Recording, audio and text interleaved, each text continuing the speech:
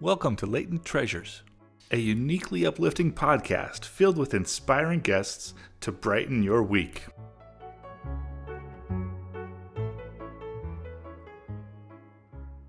Our show takes inspiration from a lesser-known quote from C.S. Lewis. What we want is not more little books about Christianity, but more little books by Christians on other subjects, with their Christianity latent.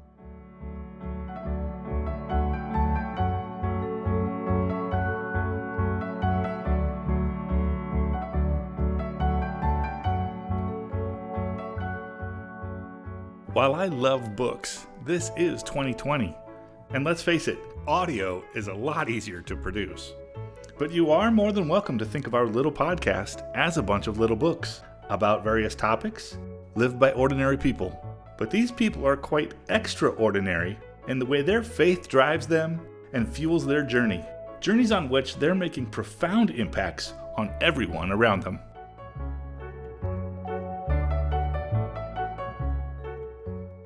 We hope you'll be blessed by these stories and recognize that inside each of us is the ability to be similarly extraordinary. If you like our show, please subscribe. And if you find any individual show special, please like it and share it freely. Welcome to another episode of Latent Treasures. In today's show, we highlight a very talented and caring community manager, Ruth Campbell. Ruth has spent over 17 years as a community manager and has been leading her own firm, CID Management Solutions, for almost 8 years.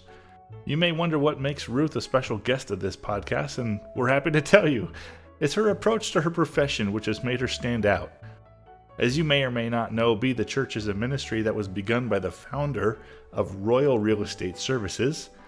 Yes, that's me. I just did that whole annoying third-person bit. But however, Royal Real Estate Services works very hard to bring the best quality of service and production to each client we serve, and that includes bringing quality, value-based contents that our clients can benefit from through this podcast, which frequently covers a treasure of the real estate industry.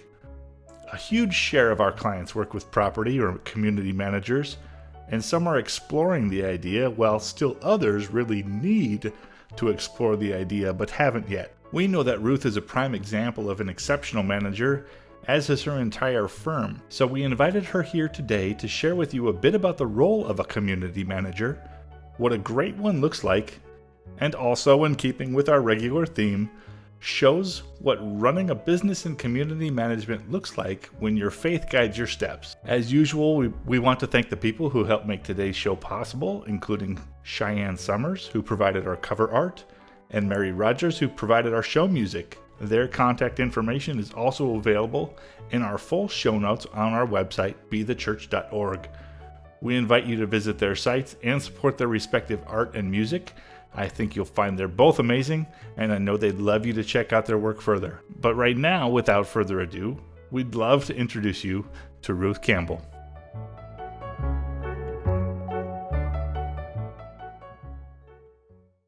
Well, welcome, Ruth Campbell. Thank you for joining us. I appreciate your time today. Thank you for having me. Absolutely. You're doing well? Doing pretty good, thank goodness. Yeah, this is obviously a very different year for community management with COVID infiltrating operations in a massive way. Things are still going well. Thankfully, we're keeping busy. It's been a strange couple of months. A lot of getting used to not being able to do that human interaction with our board members and our vendors. Educating them on Zoom meetings, and educating ourselves on Zoom meetings has been quite interesting. So we definitely a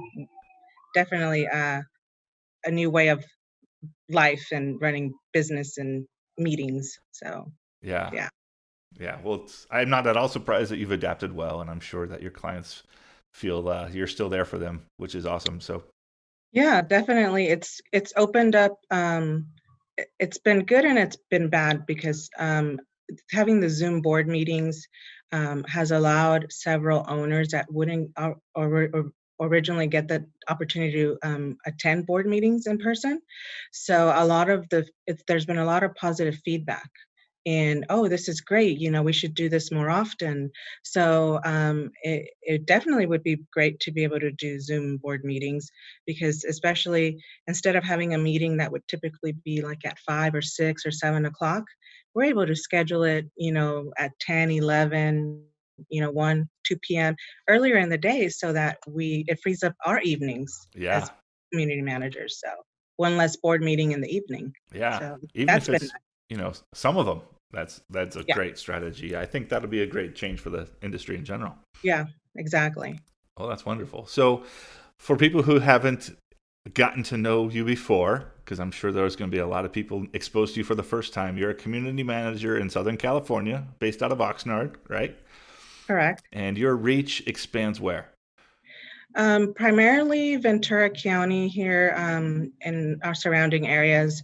I do have a couple of associations in Chatsworth, which is LA County, and then I have one in Carpinteria, which is about 30 minutes up the coast. Yeah. And so, but I mean, early on in my career, I was all the way out to Santa Clarita, LA, the Valley, and then worked my way down the grade into, our area. So I've pretty much been all over. Yeah, that's wonderful. So, give us a little background. I know you've been in the industry for quite a while. I think 7.5 years now. Well, I No. launched CID about 7.5 years ago. I've been in the industry about almost 21 years. So I worked for my first employer about 8.5 years before I transitioned into, it was a smaller firm, and there was just no opportunity to grow anymore. So then I went to go work for a bigger company, and that opened a few more doors up. So I've kind of uh, gained my experience from working from small companies to bigger companies. And my last employer, it was a medium-sized company, and I just felt there was things that I I wanted to cater a certain way to my clients, and my hands were tied. And I was the only certified manager they had, and so I just didn't really have a lot of influence. And so when I launched CID, that was my opportunity to be able to um, cater to the clients in a way that I felt that they needed and would better serve them. Yeah. And obviously, that's where you and I first crossed paths, was while you were at CID, I believe. I don't think I met you before you were there. No, I don't think we did. Yeah. I had worked with the company before, but I don't think we met until Yeah, I think we CID were had working launched on one. already. Yeah, Yeah. exactly. Which is, partly what's given me so much great exposure to you and just the way you do business, and why, I invited you to be part of this. You're an exemplary example of a community manager, and how you handle everything top to bottom. And I know a lot of our listeners are possibly not even remotely familiar with what a community manager does in the context of helping a HOA or a community uh, manage operations, manage all their fiduciary duties, etc. So I want to definitely dive into that, because I think that the way that you approach it is fantastic, and I think you probably have a much better way of explaining that to our listeners than I could, since you're on the front lines of that role every single day. But as we get towards that topic, what drew you originally into the field? um, I sort of fell into it. I mean, nobody really goes to school and says, I'm going to be, an HOA manager. Um, I honestly, when I interviewed for the first company, I thought it was an accounting firm. I didn't even know what HOA management was. And within the first couple of years, um, I sort of had to train myself to ask the right questions when the managers weren't around, because we would get I would get the phone calls, and people would be upset, and that the manager wasn't calling them back, or responding to their emails. And so I figured if I asked the questions and got the answers, and the next time they called yelling at me, I would have the answer for them and they would be okay. And then, they would stop calling. Um, and then over the years, I just felt like I had a knack for helping people, problem solving. Um, and, you know, there is a lot of, thankless work that we do. But when we do get that recognition of, "Oh, great meeting," excuse me, "great meeting," "Thanks for stepping in and, handling that, homeowner," or standing up for the board if a homeowner is attacking them at a meeting. Um, we're the middle person between the board of directors and the membership or the homeowners or the residents or tenants in a community. Everything pretty much funnels through our office, and we disseminate the information to the board. We issue the work orders to the vendors. We communicate with the residents as needed, whether it's newsletters or violations or standard communication. um, and we make sure that the service providers, the vendors like yourself and uh, the roofer, the landscaper, the pool service, whatever it may be, are doing their job. And so, um, much like the board is a fiduciary of the association's business, so are we as the management company. We are considered fiduciaries and have a certain level of responsibility on the financial aspects of the association because we assess or we bill for the monthly assessments, we collect them, and we help enforce the collection policies. And so, at the end of the day, we're a customer service oriented business. And myself, having been a manager employee from previous, experience to now being an owner, I've been on both sides, and I think that has allowed me to have a better understanding of how to provide even better customer service because like I said before, there was things that I knew that where we I wanted to do for the client, but my hands were tied because it wasn't my decision to make. And it was just because I was up on the industry standards, and um, it just there was better ways of doing things. Yeah, So that makes sense.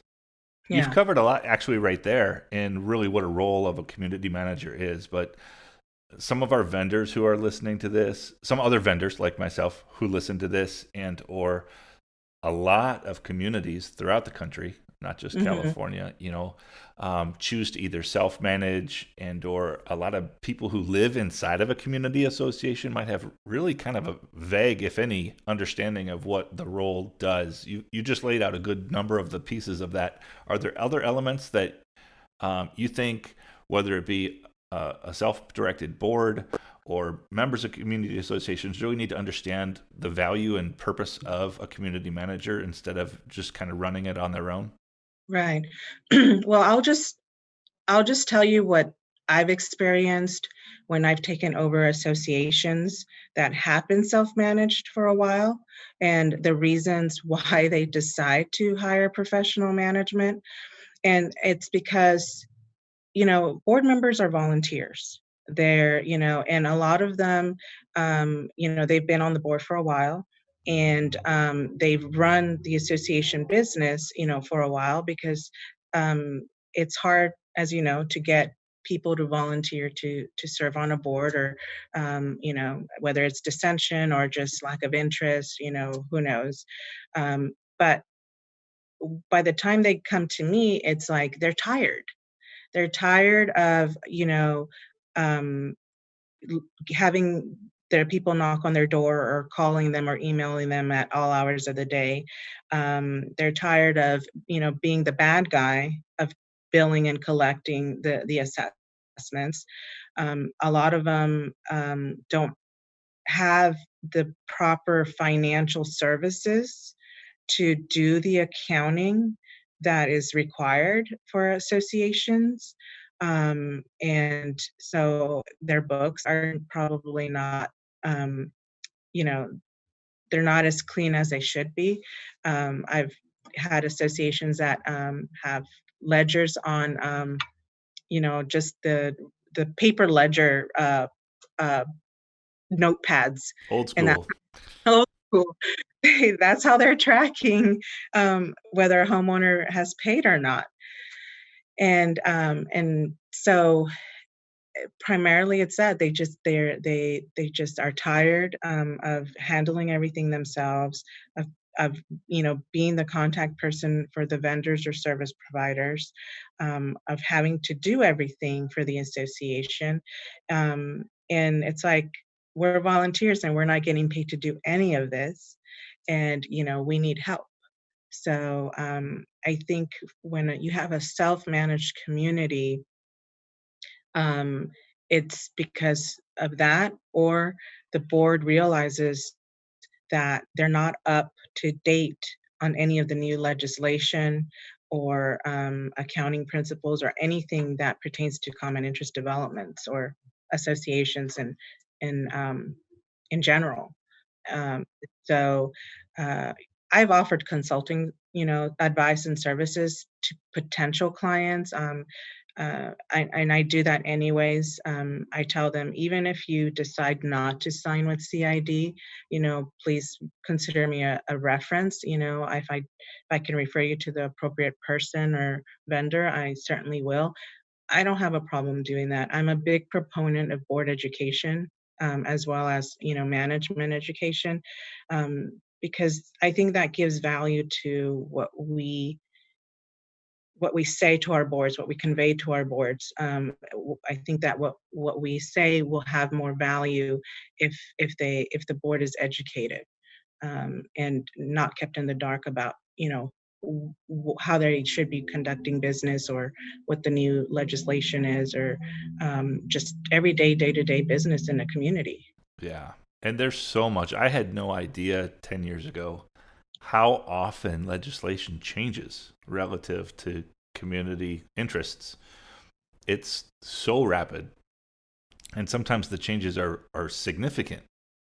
I know before we started recording, you were mentioning some of the local ordinances relative to just being able to open the pool for the summer in the midst of all the COVID crisis. Right, right, right. You know, having the liability that brings with it, if you're a Mhm. self-managed association or a community, and not following those rules or even being aware of those rules, Right, um, those are right. significant issues for sure.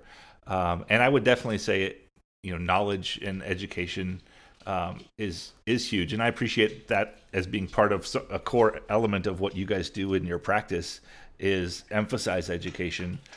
You could obviously provide that education, but the fact that you emphasize that the board members also partake in it and pursue it themselves is a huge win for the communities and the members who live within those communities, because you know there's a lot to keep up in. If the board members aren't pursuing that education, I've seen arguments between, no, you're right, I'm wrong, you're right, I'm wrong, and Yeah, between boards and managers, because the managers are keeping track with legislative changes, but the boards aren't. And if the boards, some boards, when they don't like what they hear, not that it's the messenger's fault, you right. know that causes significant issues. Well, and you bring up a good point because, you know, uh, as the community manager, one of our roles is to, help the board avoid pitfalls that could land them in trouble, whether, legal trouble, financial trouble. At the end of the day, right or wrong, good or bad, the decision is the board.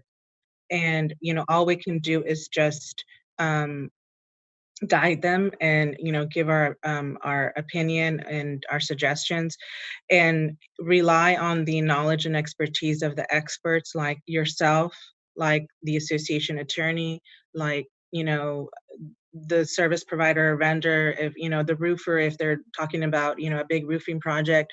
You all are the subject matter experts, and we look to you to educate us as the managers so that we can also educate our boards, because if I don't understand, what has to happen, or the scope of work, or what the next steps are in a situation. How am I going to help the board understand it so that they can make an educated decision as a board of what to do next, or what direction to take a project in. So I think that's why it's important that we don't keep our board members in the dark, and that we educate them about resources out there, that they're the local or national organizations that cater to educating board members and community managers. Yeah. And I can say personally, as a vendor as well, you do a great job of educating us in what we're not subject matter experts in relative to one, just association management, community management, but also, the dynamics of the particular boards that these vendors might be working with. A Mhm. good manager makes that relationship so easy to operate within, and some others do not.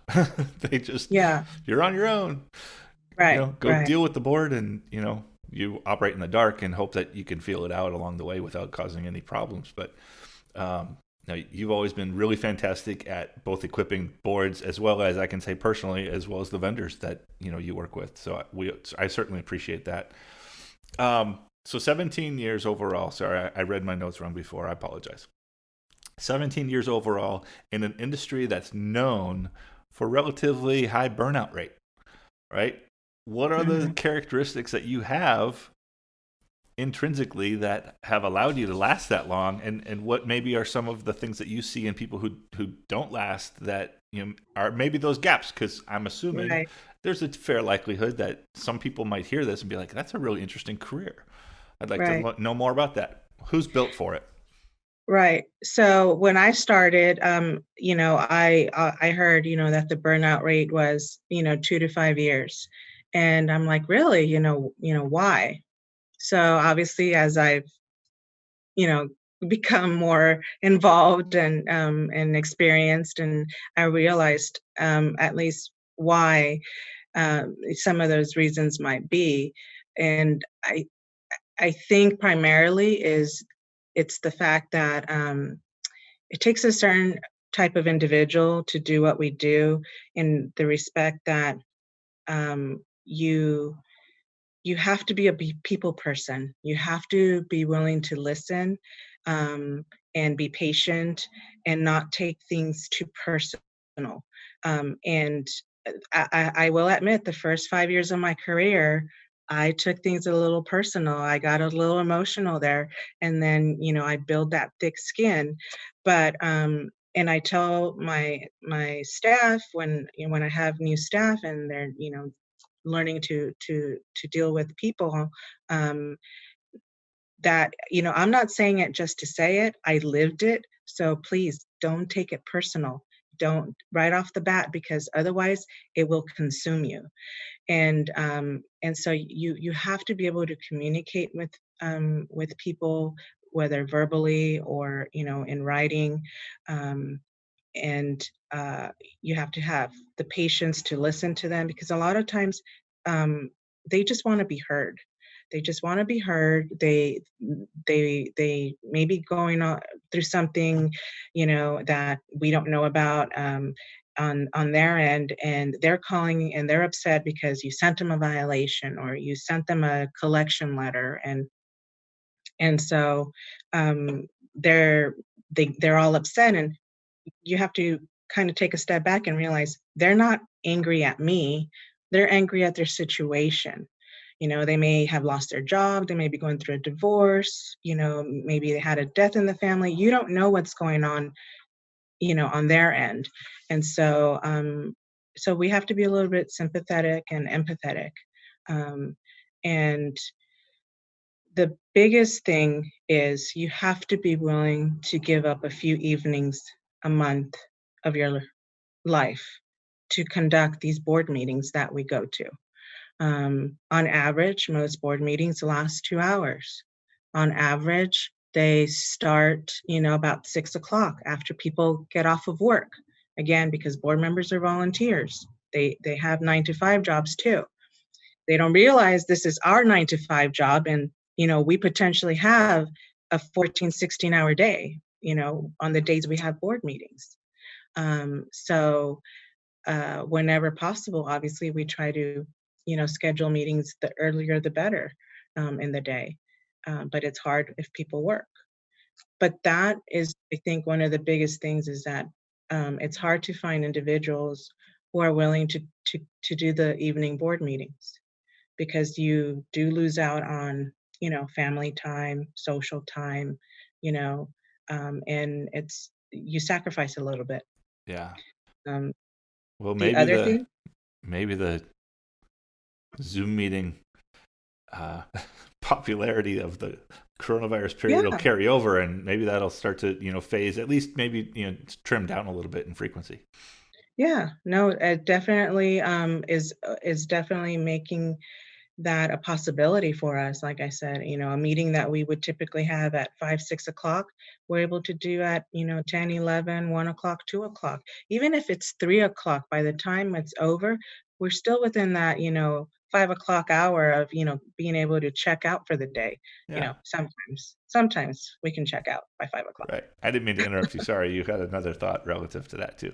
Yeah. No, it was just, and I think, you know, uh, it's difficult, me, at least for me personally, um, if you have young children, it's hard because, again, because of the board meetings or you miss out on certain school events and whatnot. I think if I would have had my first daughter like early on in my career, like within, I would say, the first 5 years, I probably wouldn't be doing this. um, because it I've seen it happen. I've seen it happen where a person goes on maternity leave and they don't come back because it's a different job being a parent. Um, and so, but I think by the time I had my first daughter, I had already been doing this. I think almost 12 years, and so it I was able to adjust. I was able to, compensate and and it's an adjustment like anything else. You have to make an adjustment. So, Yeah. If people are looking for a community manager, what would you say are some of the key elements that they should look for that would help them identify a good one? obviously, experience is one thing, and certifications are always good because that shows a board member or potential board member or client that you are invested in continuing your education in our industry, and being up on all the new you know legislation or rules or whatever might be changing in our industry that affects associations. um, and I think it's important too that you have um, that one-on-one interview with potential uh, management companies and managers because like anything else, it's a relationship, I think, where you have to feel that connection to the individual and actually feel that, oh yeah, they're going to do a good job for us, or they genuinely are interested in helping our association. I tell that to my boards all the time when they're interviewing roofers for a roofing project, or if they're looking to change landscape companies, interview different landscape companies, or because you also, it's good on paper, but you have to be able to make that connection personally because it's going to be a team effort to run the association between the board, the service provider. Yeah. I don't even know the answer to this question, although most of these I don't know the answer to. But I would have thought I would, as I'm about to ask this question, I think I should know this, but I don't. When somebody's scouting or looking for or interviewing property management or community management companies, there are obviously a number of independent, self-employed or uh, community managers who are not part of a firm per se. Mhm. And so those could be on people's radar. But when it comes to a firm and a community management firm, do boards have the access, or is there a way for them to help identify, even if they like what the firm represents and how the firm operates, an individual inside that, or is that always up to the firm's discretion? Um, Usually it's up to the firm's discretion. At least that's been my experience. Unless, you know, there's the individual, has been around, or they had an opportunity to work at that individual was at a different management company. So, unless they've had the opportunity to work with the individual at another firm, they can specifically ask for that person. I've had that happen, for myself, where they specifically asked for me, and which is always, a good thing and flattering. Um, or word of mouth too, if they happen um, to speak to somebody that, said that recommends a particular manager. A lot of the communication between the vendors or service providers on site and the board is usually, hey, we're looking to change management companies. Who do you like to work with? Who's a good manager? Yeah. And so, that's always a good thing too. Most of my referral to new business has been from vendors and service providers because they've been asked exactly that. And so, that's another way to, make sure that you're getting somebody that, will do a good job because they've been, referred to you. Yeah.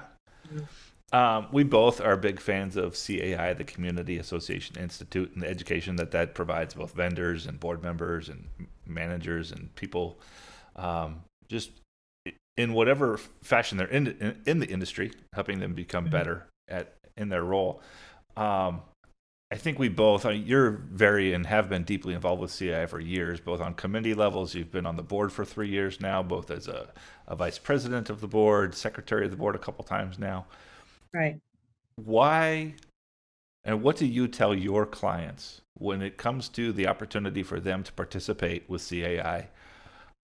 What are the biggest reasons that you encourage people to pursue that? Um, Primarily the board education. I'm surprised at still how many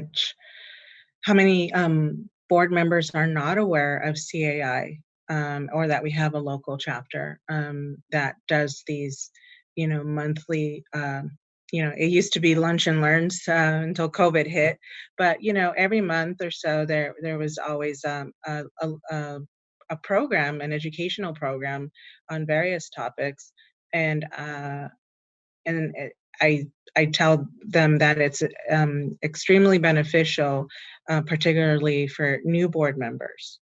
And at least our local chapter here, twice a year, they put together a an essentials course, which is basically a crash course for new board members, or new managers in our industry, or assistant managers, just to get a feel for what they'll be getting into. um, and again, that's to try to educate new board members right off the bat. So that's one aspect of it, definitely, the education part. And the other is resources. you know um, if I take over an association and they're happy with the vendors that they work with, I'm happy to work with them. I don't have a preferred vendor list. Um, I know which vendors do good work, are already, vetted to work with associations, and they have the proper insurance and license and all that. Or, I know they're responsive, and, they can cater to the logistics of working with a community and the residents and the tenants and the board. So, but, CAI, as you know, has a directory for local vendors and service providers, and it's a great resource. And so that often opens doors for boards to consider, other vendors and service providers other than those that they've been used to. Yeah. And having that deep well to go to, I absolutely appreciate that concept of not a preferred vendor list. I think it's one of the things that makes you stand out again, just because one, your flexibility to work with whomever's doing the good job, right? But Hmm. consistency matters so much overall. And if somebody's doing a good job and you come in and start working with them, to have a vendor change for no reason other than like you prefer to work with somebody else can be relatively detrimental. One, they might not have any idea of the service history and some of the aspects that are historically relevant. So Hmm. I definitely appreciate the fact that you stick with who's doing the best work, right? And if who's they're using is doing a good job, that there's value there. There's truly value there. I know community associations and having to live within an HOA, especially in the press. I don't know why the press seems to be so anti like HOA. But we also have this platform right now to just educate people on the realities of what the value of a well managed community association environment is versus, I literally have heard so many people say I will not buy a property that's part of a community association. Hmm. How do you respond to those people? You know, being a manager, people often ask me if I live in an HOA, and I'm like, heck no. No, just kidding. I know better than that. But no, in all seriousness, I think that again, you know, it's I've often said that associations in particular, like the condo style, where people go from, an apartment kind of setting, to a condo association, is great for, single individual peoples, working people that don't want to bother to take care of any maintenance, issues where, the association takes care of most of that. Um, and some are not geared towards families. And so I think that anybody that's considering buying into a community needs to be conscientious of the fact that um, okay, is there enough parking here? Am I going to be able to park my big truck in the driveway or on the street or in guest parking? Is there areas for my kids to play? A lot of people don't think that, and they think it's okay for them to play in the greenbelt areas of the community or in the driveways. Those are considered fire lanes or egress or ingress for cars to get in and out of garages. So there's a potential liability there if somebody gets run over. Um, and, are you willing to give up a little bit of privacy because you are going to be in close quarters with your neighbors? You might even be able to hear them through the walls or their patio.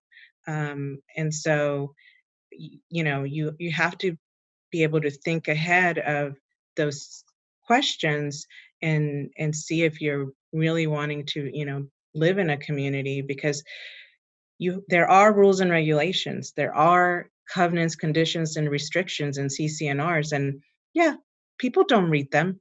We know that. A new buyer gets this big, thick escrow package of documents and it just goes in a box along with everything else they're packing, to move into their new home. But what do they say? Ignorance of the law is no excuse. Pretty much you signed off on those papers. You signed off. That's your contract between you and the association. And just because you didn't know about it doesn't mean that it's not enforceable. Absolutely, yeah. And I think buyer agents are getting a little better around the ideas of selling into a community association, but for a long You time, think? I think they're getting better. Well, at least I've seen a good number of examples of buyer agents who are getting better at helping their buyers understand what they're really getting into and encouraging the review, even with their help potentially of CCNRs. Mhm. Um, and, being able to evaluate and help a buyer evaluate the financials even. I know there are some that are becoming better at that. And I think, interestingly enough, I think some of the reason for that is because the lenders are starting to have a voice now relative to loan approval based on financials, and so the agents are starting to pay attention to the financials too, Yeah, which is good. you probably know more than about this than I do if you're involved in any of the transactions, but you're right. Most lenders, they have their own formulas or their own percentages that they want to see the reserves funded at, or they want to see the owner to tenant ratio at a certain, percentage. Um, you know, there's industry standards, obviously, of what we like to see them at, but when it comes to the lenders, they have their own formulas that they and specifications that they have to meet. And so and that goes for insurance coverages too. I just had one that sent me notification that they require a higher fidelity insurance coverage, um, to a certain point, that it wasn't, to their expectations. So now we're having to, get a quote to increase that fidelity coverage. So you have to be kind of conscientious of those things as well when you're working with a potential buyer. Yeah. On the topic of CCNRs, this just crossed my mind, but I'd love your input for our listeners.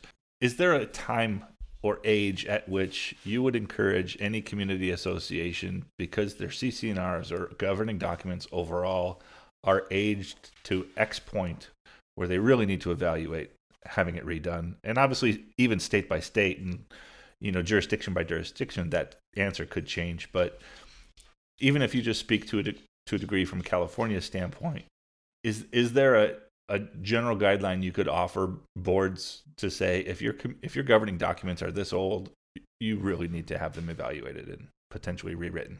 I would say if your governing documents are over 20 years old, you definitely need to update them, even if they're 15 years old, because there have been some, significant changes, at least in the last 10 years, in California law in particular. And even just this year, there was a new law that went into effect that not only affects election rules, but you have to make sure that your bylaws are updated, and when you update one set of documents like the bylaws, you have to update the CCNRs because they have to coincide. There's nothing worse than having a set of documents that conflict each other. And it makes it very difficult to be able to give, clear cut guidance to the board. And not to mention, um, it creates some dissension sometimes depending on the situation between the homeowners and the board. So overall, if there's been some major changes in statutes or substantive changes in the statutes or in communities, in the community, you definitely want to update them.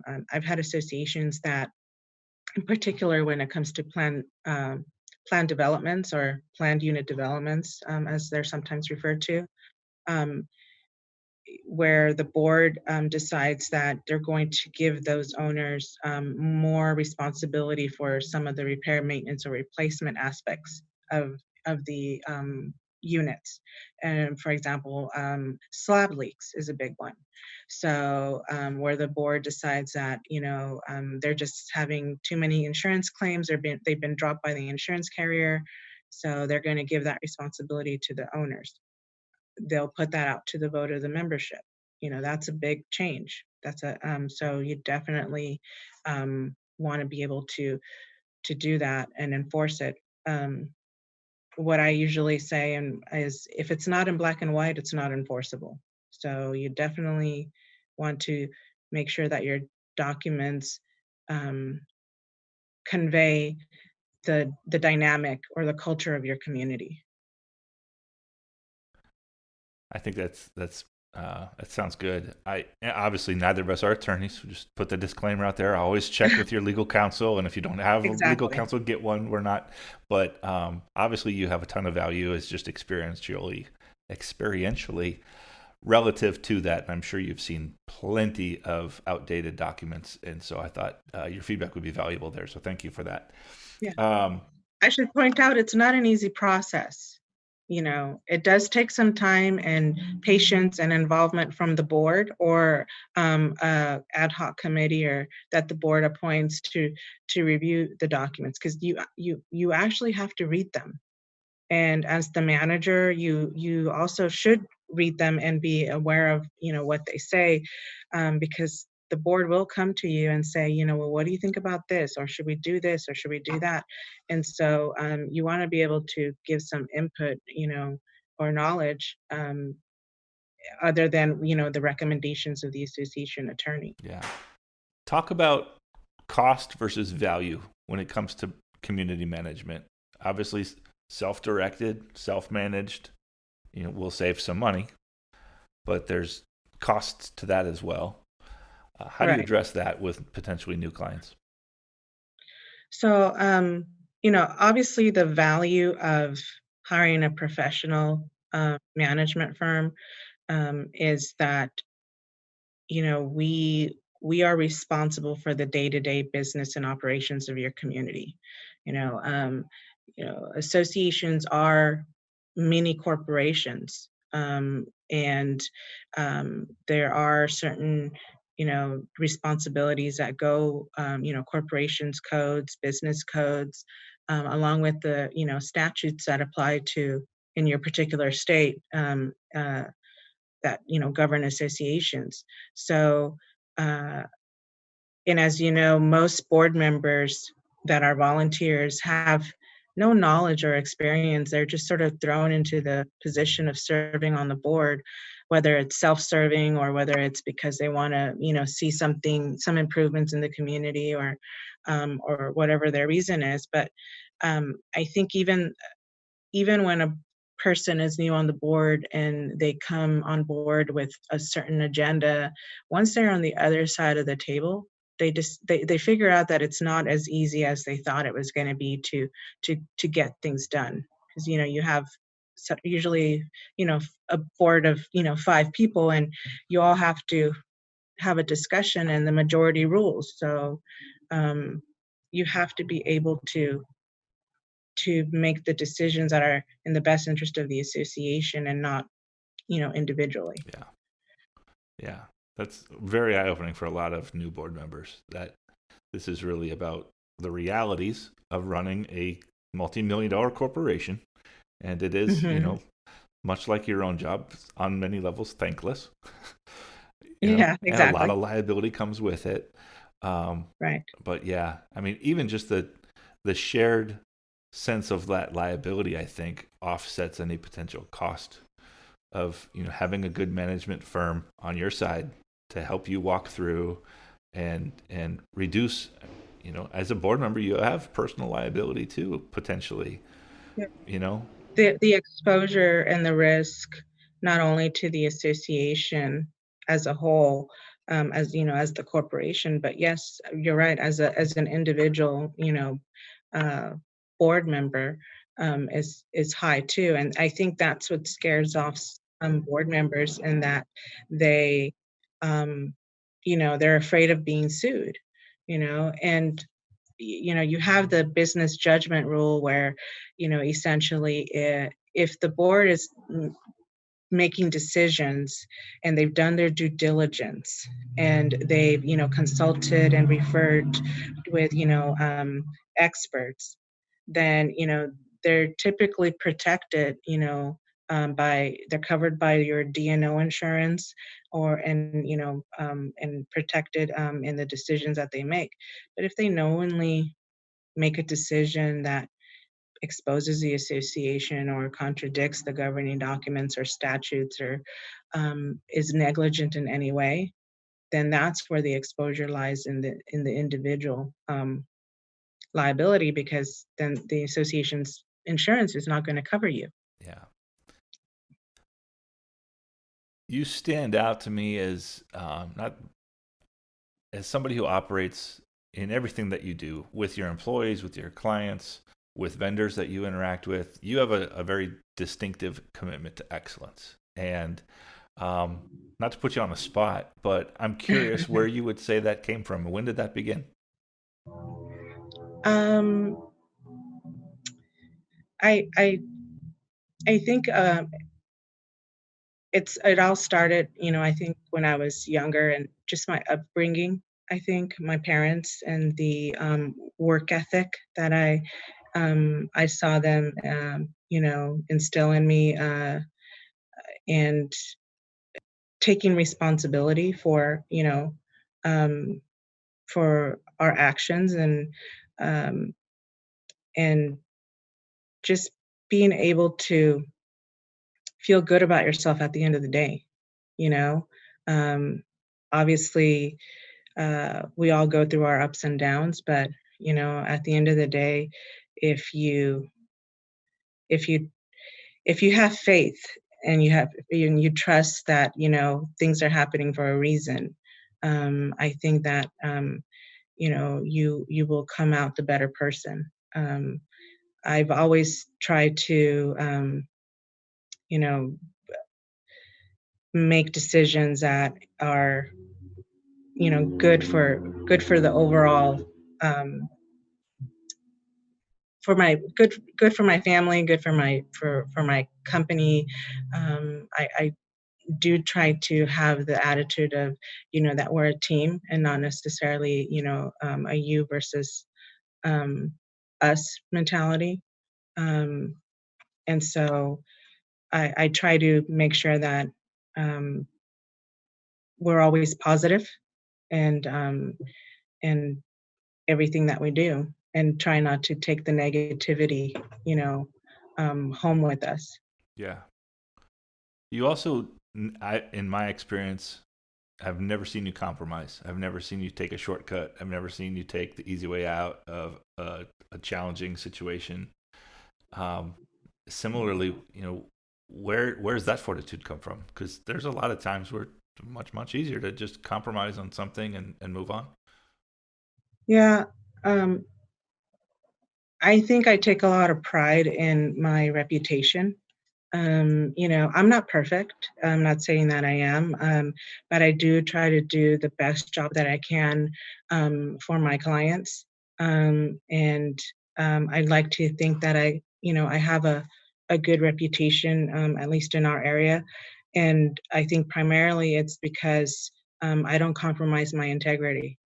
Again, I think it's just it goes hand in hand with my work ethic and my faith. I just, um, if you do something that is going to compromise your integrity, your person, your business, your reputation, you know, you'll never recover from it, you Yeah, know. And so I don't want to put myself in that position, or my company, or my staff. yeah. Well, we certainly appreciate that about you, and that's one of the reasons why obviously we're drawn to want to, uh, get to know inside your mind as a community manager Mhm. more. Um, if you were to look 5 years, 10 years down the road, not just at your business, but overall in all aspects of your life, what would have to happen in the next 5 to 10 years that you could look back and say, I maximized the potential. I did exactly. I fulfilled my goals as much as I could have over the next 5 to 10 years. I think that if things continue to go as they have been going for me and my company, we've been, steadily and slowly growing, so as to not um, overextend ourselves. I think in that respect, I've been blessed in that um, we haven't taken on more than we can handle. And so if we continue to steadily grow and build our portfolio, and I continue to, we're only as good as the team we surround ourselves with. And right now I have a pretty awesome team. And so if I can keep them happy and keep them around, obviously that's going to make everything easier, so that I can concentrate more on, you know, um, the business side of things. I'm a community manager at heart. The business part of it, it's still a learning curve. Even after 7 years, um, I want to do what I'm good at, and I'm good at the management part. I'm a good community manager. And I want to be able to focus on that, at, 5, 10 years from now. Yeah. Get back to that. Get back to the basics. Get back to the basics and be a community manager and have a successful business, obviously. Yeah. I like that. Very good. If there's just one nugget that your listeners right now and or whoever hears this for the next, it never comes off the internet, right? In theory, It's gonna be there forever. If they only get Lord, to get one nugget of wisdom out of you that you want to improve the listeners' lives by, it doesn't have to be work related. It can be. One nugget of wisdom to leave people with. What would that nugget of wisdom be? Ask questions. If you don't ask questions, you'll never get the answers. And I, for one, tell people, if you don't ask me questions, that's when I worry. That's good Yeah. advice. So, yeah, ask questions. It's the only way you're going to learn. Yeah. Where can people find you if they want to connect with you?